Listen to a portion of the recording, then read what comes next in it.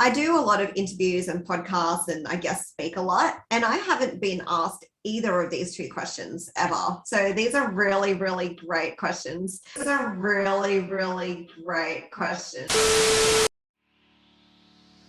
Okay, let's do an intro here because we're just talking like we know everyone here, but everyone knows me here. But for those of you who don't know Nina, so Nina's my amazing, beautiful friend, also a client, and we also do lots of masterminding together. She's a conscious sales coach and among many other things, speaker, author, online trainer, just all round badass really, hence why I love you. So you've got about 10 years of experience in sales, some experience in real estate as well. You've been the top 5 sales earners, and that was as young as 22. So and something that I've watched with your journey as well is really, building your business up to those healthy 6 figures. So it's been quite the journey, and you've done this all organically, which is what we're going to be covering today, is like doing all of these strategies organically without any paid ads whatsoever. You can literally run your business and get to 6-7 figures per year through just organic reach and lead generation and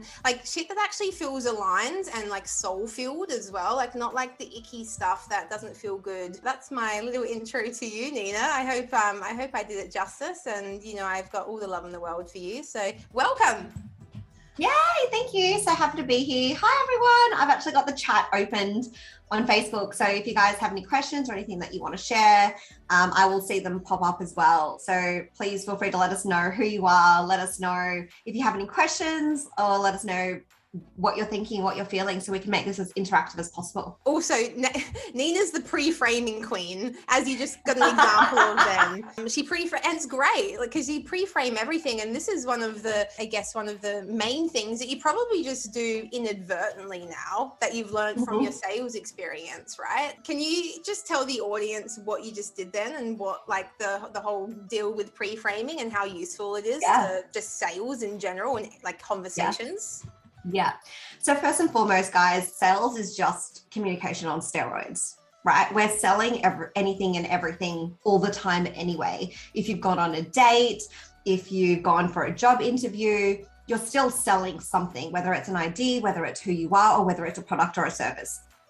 So a lot of the skills with sales and conscious sales actually has to do with the way that we communicate. So pre-framing is just letting someone know in advance that something is going to happen. For example, today we're going to be talking about ABC. I just pre-framed for you guys that if you would like to ask any questions, then you're more than welcome to do so. Another way that we can pre-frame, for example, in relationships, and this is something that, again, I do very naturally because I've been in sales for almost a decade now, is if I'm upset about something, I'll say to my partner, I just want you to listen. I don't need your advice. I don't want you to try and fix it. I just want to tell you how I feel. Mm-hmm. So that is a very personal way that we can pre-frame in our own relationships and in our own everyday communication. Mm-hmm. I do the same thing with my friends. A lot of my friends are in this space. A lot of my friends are coaches and are leaders. Mm-hmm. And we have a very clear relationship with, okay, am I going to be your friend in this moment, or am I your coach? Especially some of my clients are my friends, some of my friends are my clients. So being clear, would you like some advice around what you're sharing with me, or do you just want me to listen? So again, it's pre-framing.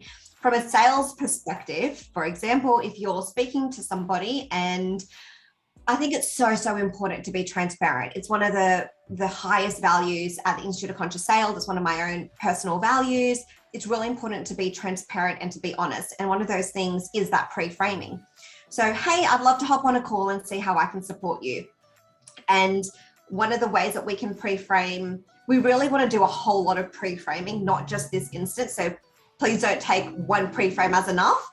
But when you are about to hop on a sales call with someone, it's important for them to know what it is. It's important for them to know that there is going to be a conversation around how you can support them, because that's where the ickiness of sales comes from. It's like, whoa, why are you pitching me? I didn't realize that's what the conversation was. And I've had people do it to me and I really don't like it. Yeah. So if we're exploring a relationship with someone, we need to be clear, right? We need to say, I'd love to hop on a call with you and see how I can deeply support you, or find out what you're wanting more about, or what you're wanting to know more about. I'd love to know how I can support you. I'd love to know about your goals, and be clear with that. It's similar to going on a date and there's a guy and he's just gone in, like he's just gone to jump on you and you're like, whoa, like where is this even coming from? I thought we were friends. So it's being really clear with your communication, and pre-framing is just one of the ways that we can do that. Yeah, I love that. I love that. Nina, the pre-framing queen. You've got that so down pat. I remember the first time Nina and I, when we were connecting and before we hopped on a call, you pre-framed me, and I was actually a little bit triggered by it because you'd said something along the lines of, and you would do this to people, you would trigger them, but it's better you trigger them before than trigger them like 10x when you're actually on the call. Because I'm like, oh, she's telling me to be organized and ready and to have my phone charged. Like, of course I'm going to do that. Like, it's just silly stuff really, but it's better to do that pre-framing in the beginning and it just looks professional as well, right? Yeah. I do, you guys know, or some of you know, that I'm doing YouTube videos at the moment. I've just started that over the last 2-3 months, and I was doing some research for my next YouTube video this week, and it was about sales. I was watching this sales expert on YouTube. I can't remember the name of him, I'm sorry, but anyway, one of the takeaways I got from one of his videos when I was doing some research is when you're going onto a sales call as well, you want to be the doctor. Okay, so when you're the doctor on the sales call, like when you go to a doctor or a surgeon or whatever, say you've broken your leg, they're not saying, oh, I can fix that for you, I know exactly what the solution is, here, sign the contract, right? Like, it's not like that at all. It's more like of a diagnosis. That's really how we should be approaching all of our sales calls. And look, it's probably only something that I've really got comfortable with, like comfortable in my own skin with my sales call within like probably the last even year maybe. And I've been doing this for maybe 1.5 years, 2 years. So it took me like 6 months to a year to like really settle in and feel it. And now I just go to my calls like with zero expectations and no attachment to the outcome. I'm like, oh, if I can help them, killer. I'd love to be able to support them, but I don't want to help them if I don't feel like we're aligned, or if I don't feel like I've got the right solution for them. And so with just that shift in mindset, there's never any like desperation of like, I need this client, I need to sell this person. And it makes the sales calls quite fun. Like I literally, it's just a bit of an informal banter most of the time, but you get to take away that sort of that element of like desperation, or like I need like the sleazy salesy types. I think there are people that go for that real hard salesy approach, but I think things are really transitioning and shifting into more of a place of, can I support you? And if I can, awesome. If not, I can redirect you. What do you feel with that? Like, with sales typically traditionally has had like a really bad rep for just being like, I can solve your problem. But I feel like social selling, so, on social media, sales, lead generation, prospecting on socials is a very different approach to the traditional sales, right? I don't even think it's just social selling. I think it's the way that selling is moving overall. And this is the whole premise of conscious sales. It's not about being pushy. It's not about being manipulative. It's not about the hard sell. So, on average, it takes 7 touch points for someone to say yes to something. And a touch point is an interaction with you or your content and who you are. It's a lot more now. It was 7 like a decade ago. It's a lot more now, and people are a lot more skeptical now. So I see every interaction as like a little date. And by the time I hop on a sales call with someone, it's that conversation of, are we going somewhere together right now, or are we not? Yeah. So the sale happens before the actual sale. It's not just about getting that commitment. It's how are you nurturing that relationship before you actually get into bed with someone? How are you building that emotional bank account with that person? And if you do not deeply understand and know and feel and connect with that person who you are about to make an offer to, then I believe that in our own integrity, we shouldn't be making any offers. We first and foremost, and this is something that I say to my clients, there's a few things I look at before I even go into making any sort of offer. One, do I like this person? Because statistically, 1 in 3 people won't like you. 1 in 3 people will like you. And 1 in 3 people don't know if they like you or not. So they need to decide whether not everyone likes me, Nina? How is that possible? Oh, I know who could hate Becca? Like what? That's always such a big limiting belief to work through when you first start coming out as this entrepreneur, business owner, whatever it is, right? It's working through oh, I'm not for everyone. Not everyone likes me. That's okay, right? But the thing is, it goes both ways. We don't like 1 in 3 people. Yeah. We don't resonate with 1 in 3 people. So it's not just about, oh, there's something wrong with me. It's, no, I just really don't resonate with this person. I don't, this isn't going to be fun for me. Exactly. So the 3 things that I'm looking for before I even go into an offer is, do I like this person? First and foremost, it's the first thing I look for. Do I like this person? Secondly, is this person open to receiving my energy? Especially as a projector, Becca and I are both projectors in human design. It's important for us to feel appreciated and to feel seen and heard. And especially as someone's coach, if someone's not going to be vulnerable with me and if someone's not willing to be open, and I don't expect that on the first date, by the way, but after, I've got my process down pat. I've been doing this for so long now that once they get to a certain part of the process, if I don't see that element that I need it to be at, then I just know it's not the right time or it's not the right person. Yeah. But I'm looking for, can they be open with me? The next thing I'm looking for is, there's actually 4 things. The third thing is does this person want help now? Because if this person isn't prioritizing the problem that they have now, then there's no point me even having this conversation with them. I'll have a conversation with them when they're ready to actually move through this. Oh, yeah. And as you guys know, we're not always wanting to solve a problem right away. We've all got our own lives, we've all got different priorities, and there's no judgment on, what your priority is. I just need to know what the priorities are to know how I can support or not support this person at this moment in time. Yeah. And then the last thing that I look for is, can I genuinely help this person? And this part is really, really important for a lot of people starting out. If you're making under 6 figures in your business, it's one of the biggest gaps that I see. So I niche in helping entrepreneurs and coaches in building their business from scratch to 6 figures.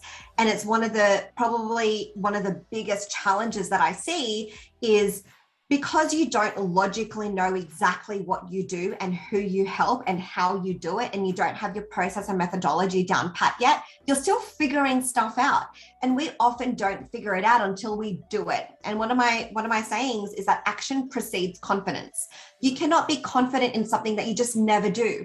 You don't say, I'm confident in driving, when you only have your learner permit, when you've only done the online exam. It's when you actually start driving that you have a deep level of confidence. And it's not a belief, it's a fact. So in order for you to build up that ability to know that you're good at something is literally by doing it. But before you have that experience, it's a feeling. We need to trust our intuition, because often we are guided in a direction that we didn't anticipate we were going to be guided in. So if you're speaking to someone and they're telling you their problem and they're telling you their challenge, and in your heart, you're thinking to yourself, I've been there. I know exactly what they're going through. I know exactly what they need to do in order to move through this. That feeling is what we need to trust. You do not need to have the tangible results of guiding someone through it before you can make the offer, but you need to be in your integrity and trust your intuition with, yes, I genuinely feel like I can help this person. And until I see those 4 things, I don't even make any offers. Even if someone's like, what do you offer? I'll say, let's have a conversation first. I'd love to get to know you, because I don't want to work with everybody. I really don't. And not everyone wants to work with me. So I'm not going to invest my time and energy with somebody who I feel like is going to waste our time. I love that. Yeah. So essentially those 4 points there are how you're pre-qualifying this person before you even make the offer. I love that first one. Do I like this person? Because that's something that we do with the virtual assistant company. We're lining up social media managers, marketers, project managers, web developers, link builders, all the things. But what we always want to make sure is, yes, the skills experience is important, but first and foremost, we want to make sure that it's an aligned value match, right? Like the client actually likes the VA that they're working with, right? Yeah. And that's why when, you started up with us, Nina, as well, and hired a VA, like we appointed you someone because I knew quite well. And then I knew Chris as well. And I was like, I feel like you and Chris are really aligned, and you've been together for months now, probably almost nearly a year, because I could see her core values were, you know, kind of aligned to where you're headed and what's important for you as well. So liking the person is definitely important, right? I think we have all had the experience, whether it's being in a job or whether it's working with a client for free or taking on a paid client, that just pisses us off. Like, I know that we have all had that sort of experience because we're all human. Yeah. Yeah. If you hire someone or if you work with someone who you don't like, you will get to a point where you are so stressed that you're like, it's not even worth the money. Like, I don't even care about the money anymore because it's not worth the stress. It's not worth my health. It's not worth it affecting my other relationships and the other elements of my business, because one thing affects everything. You can't expect to have one area of your life not going well and it somehow not affect other areas of your life. So that is why it's the number one thing I look for. It's not worth it for me if I don't enjoy connecting with someone. It's just not enjoyable.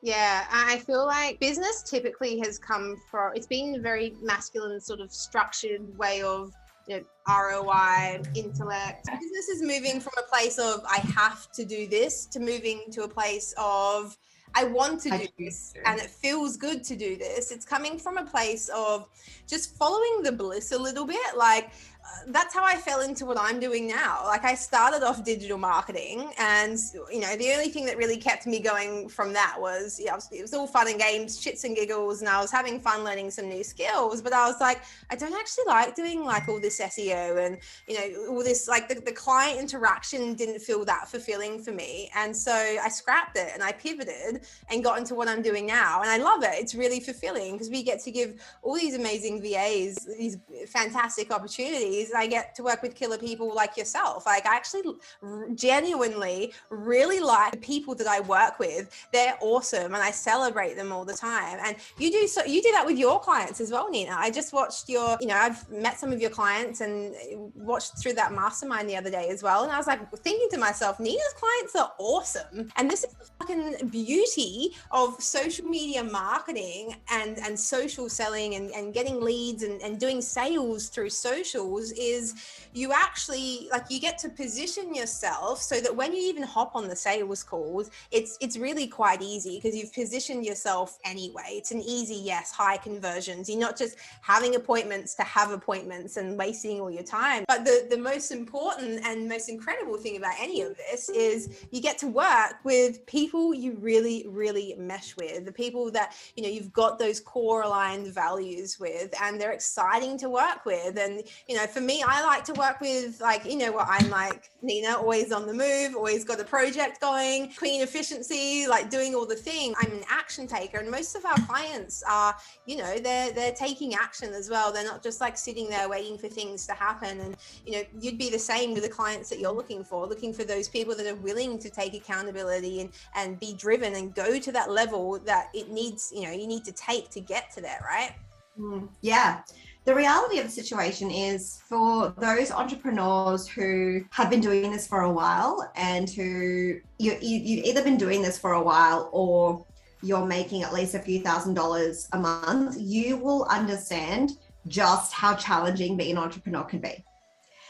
And the truth of the matter is, there are going to be times where it's freaking hard. There are going to be times that you're like, oh my gosh, this is challenging, or, you know, it's a bit of a shitstorm, or this is like, why am I doing this? Like, it's normal for us to question. In order for us to be able to incentivize ourselves and inspire us to keep going, why would we invest our time with people who we don't enjoy working with? And when we can have a team that we can connect with and we don't feel like we're doing it alone, which I know for so long, for like the first 7 years of my business, I felt like I just did it all by myself.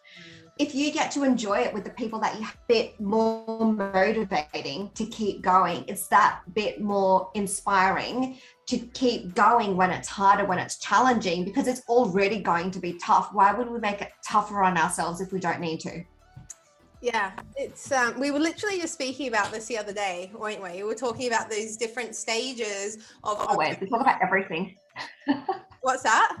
I just said we talk about everything. I know, always talking. Yeah, we have a weekly mastermind as it is. And even on top of that weekly mastermind, there's conversations and messages and all sorts. So we can't get rid of each other. But, you know, like the problems never end. When you take the route of this entrepreneurial journey, yes, it's great to have this financial freedom, right? Like, who would have thought that we were making these, you know, 6-figure years and healthy 5-figure months and all the rest of it?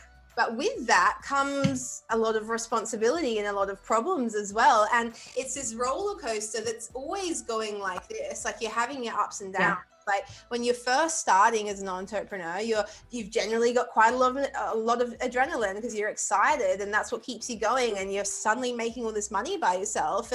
But that adrenaline wears off, okay? And so you're really focusing on lead gen and appointment setting in that stage to get you in, and you know, the consistent revenue. But even when you're at the other end of the scale and you might be removed from your business and you've got an entire team and people that are, you know, you've got your SOPs and your systems in place, processes, and everything's down packed, and you might only need to spend 5 hours, 10 hours a week, you know, working on your business a week, and then the rest of it you can do whatever you want. But even at that level, there's still lots of problems that are coming up. And I guess that's why we're entrepreneurs, because we are designed, our brains working away where we are constantly finding solutions to solve these problems. But at that end of the scale, you know, you're looking at like company culture. That's going to be a really big thing, a big target or a core drive in that level. And so I always say the to-do list is never ending. It's like a toilet paper roll. It just keeps going and going and going. And so it's just getting used to prioritizing really and figuring out what you need to be putting your focus on in each of those different levels. But I got some questions for you. I came really prepared because that's just projector style, and I like to have if you guys don't know human design, go check it out. It'll change your life. So one of the questions I wanted to ask is, what's with your career, because you've been in sales for 10 years, what would you say your biggest failure in your career has been, and what did you learn from it? I love that question. That is such a great question, first and foremost. Kudos to asking great questions. I just love great quality questions. The single biggest mistake tied to that one response is not focusing on one thing.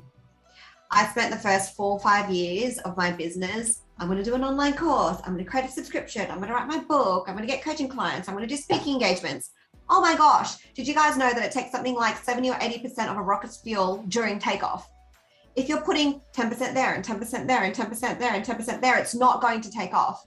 And if someone had explained that to me and I was, I guess, more open to receiving that information earlier, I 100% would have gotten to where I am much sooner. And it's the reason why a lot of my clients get those 10K months faster, because I've gone through a lot of the mistakes. In human design, I'm actually a 3-5, and 3-5 is all about trial and error. So it's literally in my profile that I need to do every single possible mistake under the sun so that I know what works.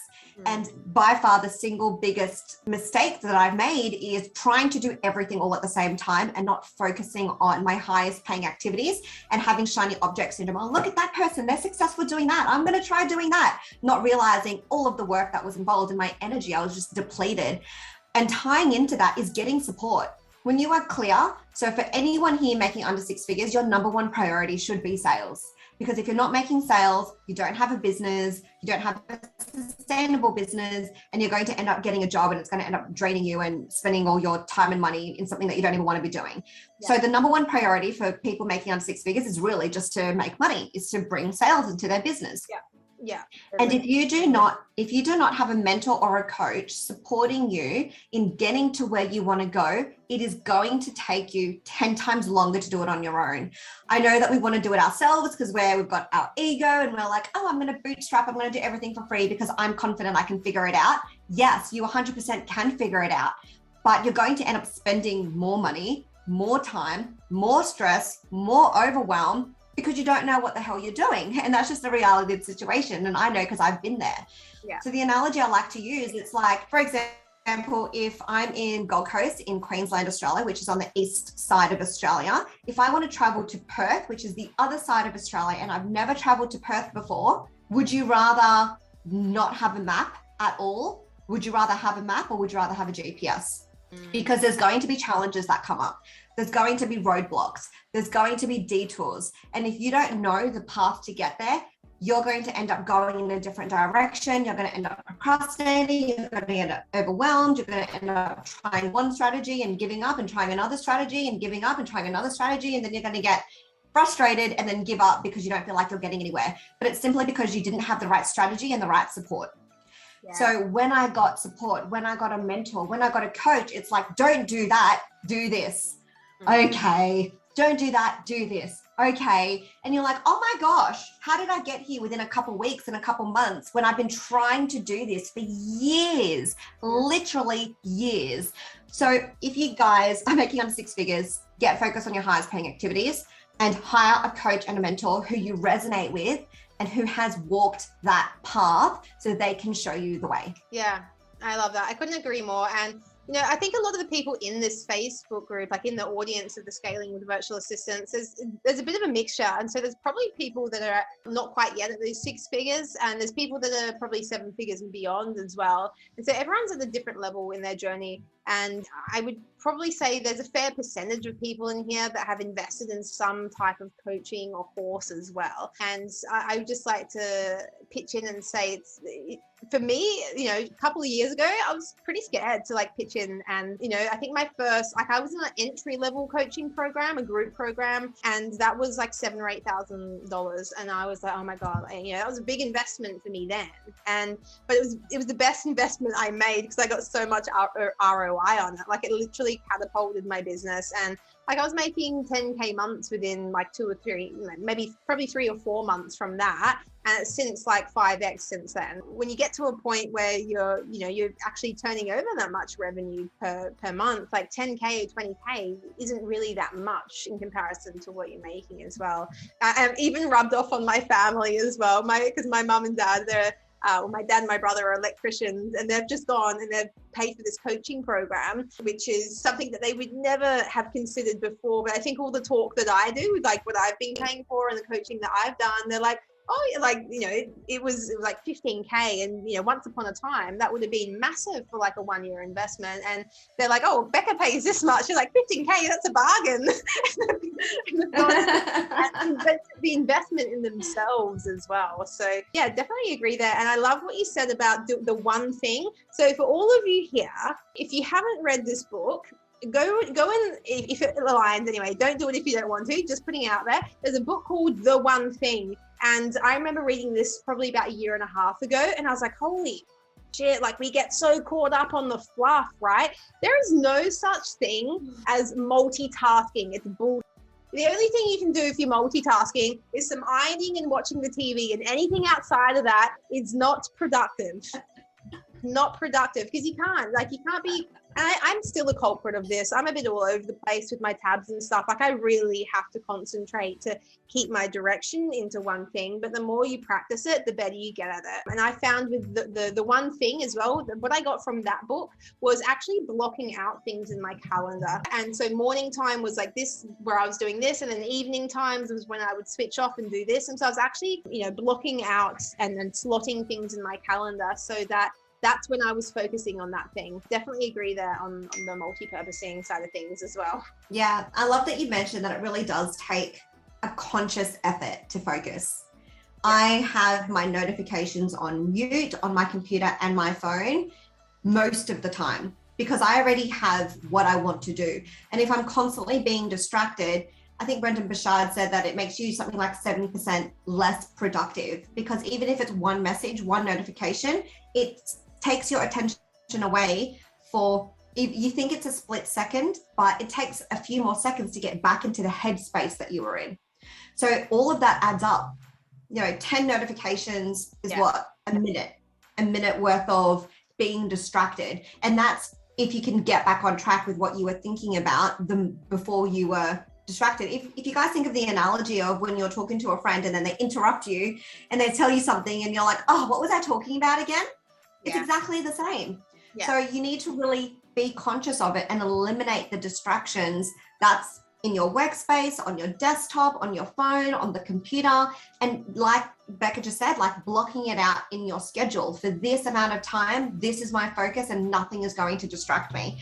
And even letting the people know in your life, if you have other people that you live with, for example, my partner, if I've got a block that I really need to get done and it's really, really important to me, I'll say, I need to do this work over this time frame. And he's like, okay, well, go to your office so that Lily doesn't bug you. Because if I do it in the living room, Lily's going, my daughter, she's going to be distracting me and talking to me, wanting to play with me at the same time as me doing work.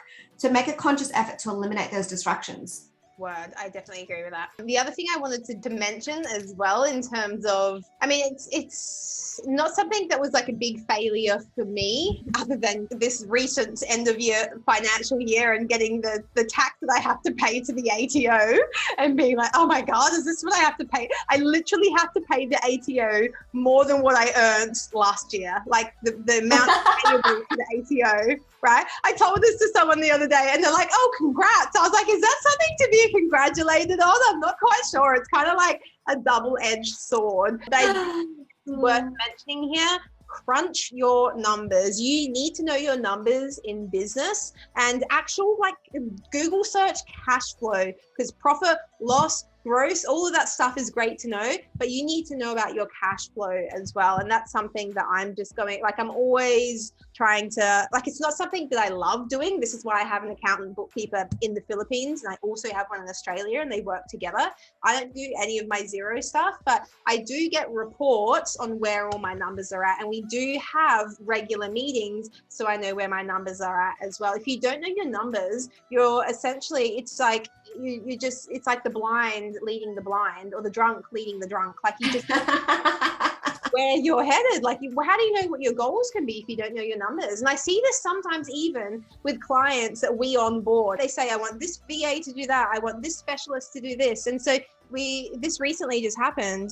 We went and lined up these two amazing people working full-time hours, and what's happened is he's got the bill, a couple of months in a row now, and he didn't realize how much it was going to be, and that's his main reason for wanting to end the agreement with us. And it's like, you'd crunched the numbers in the beginning and said, this is the hourly rate times that by this many hours per month. You would have known what your operating expenses were, and it would have saved you all that heartache of going through trying the adjustment period, all of that, before you got to the end and was like, oh, actually, it's not affordable for me, or whatever it is. So crunching your numbers before you make business decisions as well, and just in general, I think knowing that stuff is really important.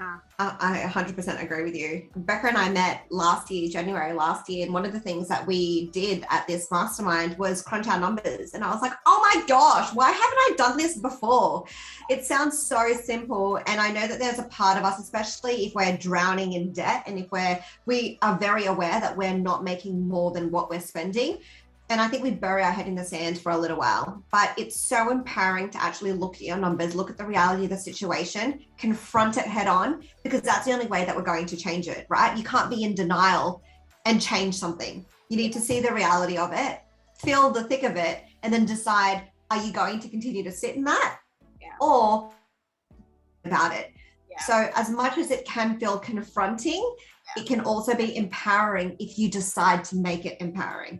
You choose. It's taking radical responsibility. And when you're in a position where you are working for yourself and you're striving for this financial freedom, you need to take radical responsibility, because you can't rely on someone else to do it for you. You are it. If it's meant to be, it's up to me. Okay, one more question before we wrap up.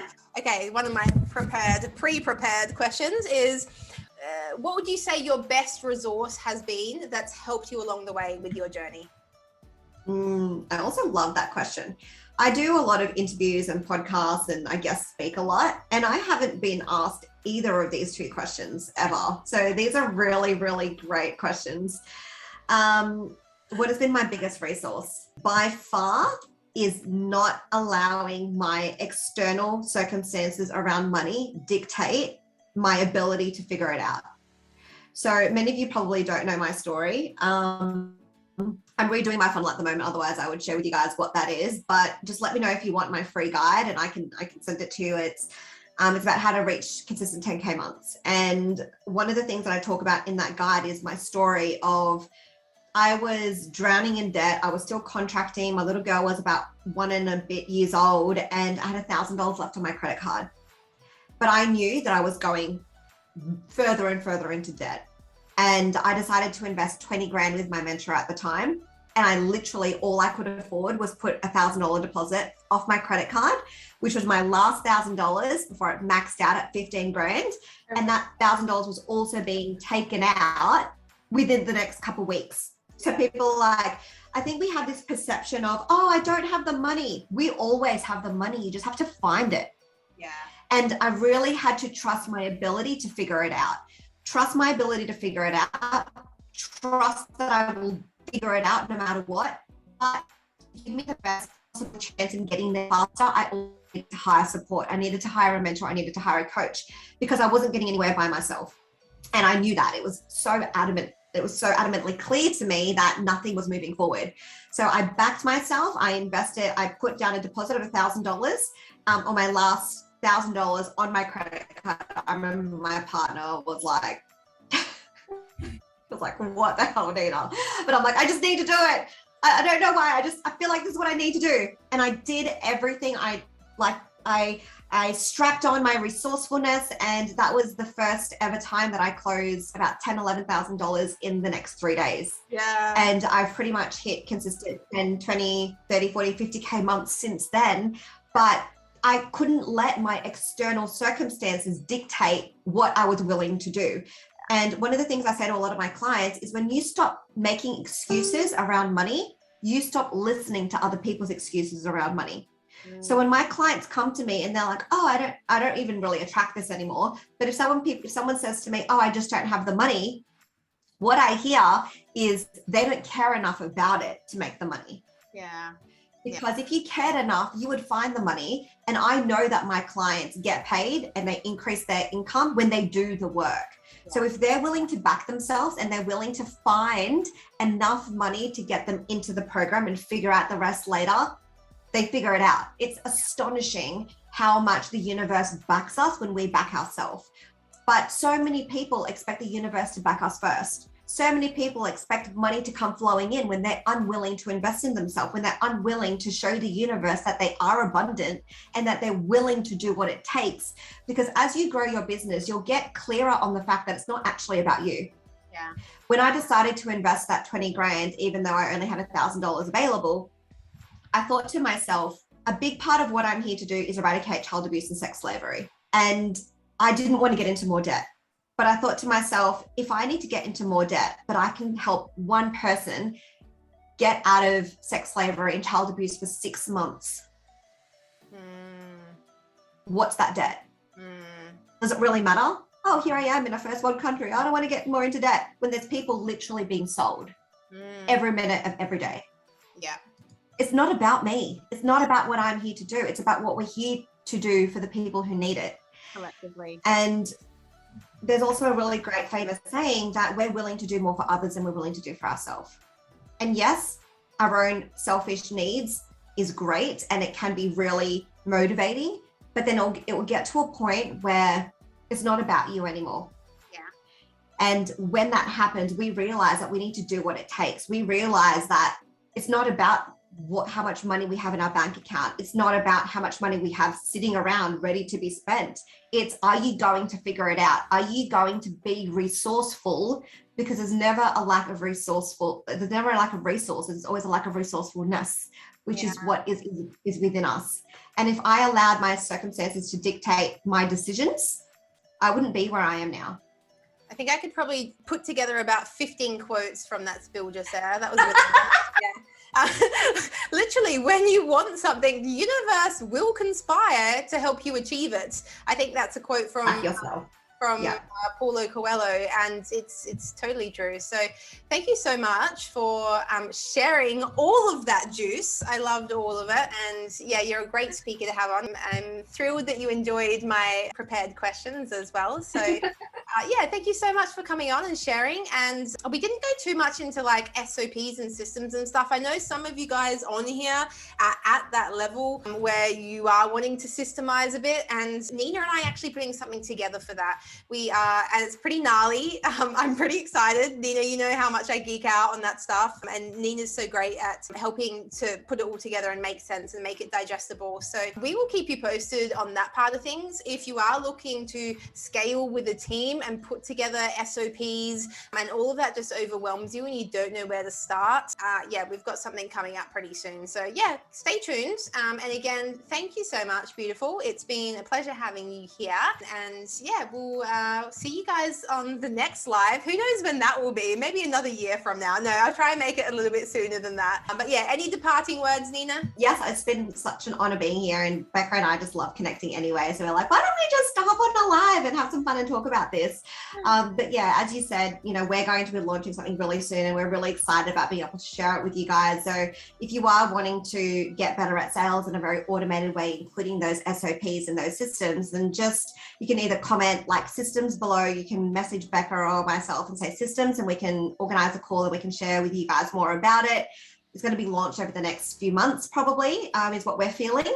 But if you guys also, I'm happy to like give away a free gift. If you guys also just want to know more about sales, then just let me know and I'll do like a free 15-minute connection call with you guys and see where you're at and give you guys some free resources depending on what it is you want.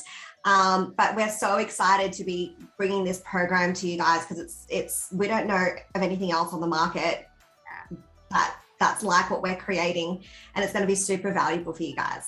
Amazing. Thank you so much, guys. Nina doesn't just offer her time for free for anyone. So if you want that 15 minutes, jump on it. I literally had a call with Nina. It was probably over a year ago, and she changed my entire sales and lead generation process. And you're pretty much the seed to what I put together, which now gets me anywhere from like 5 to 15 appointments booked per week. So use that if you would like to. I would highly encourage you to do that because Nina doesn't just give away her time like that. So thank you so much. That's so generous of you. And I love you so much. And thank you, Fam Bam, for watching. And yeah, we'll see you on the next one. Bye.